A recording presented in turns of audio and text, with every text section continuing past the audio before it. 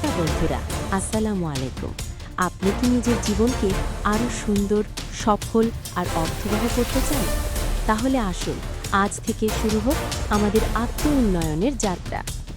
আত্ম-উন্নয়ন মানে শুধুই ধনী হওয়া নয়, কিংবা উচ্চশিক্ষিত হওয়াও নয়।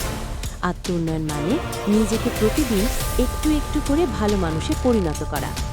এটা শুরু হয় নিজের ভুলগুলো স্বীকার করা থেকে।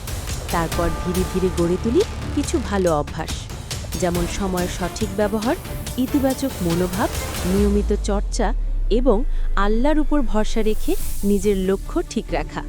স্মরণ রাখুন, আপনি এখন কোথায় আছেন বা আপনার বয়স কত তা কোনো বিষয় নয়। যদি আন্তরিক চেষ্টা থাকে, তাহলে আজ থেকে শুরু করা যায় উন্নতির পথযাত্রা।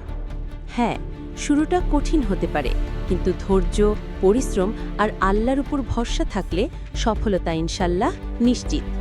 তাই দেরি নয়, আজ থেকেই বদলান নিজেকে। আপনি পারবেন ইনশাল্লাহ। ভিডিও ভালো লাগলে লাইক দিন, শেয়ার করুন আর আমাদের চ্যানেল সোশ্যাল একো সাবস্ক্রাইব করতে ভুলবেন না। আল্লাহ হাফেজ।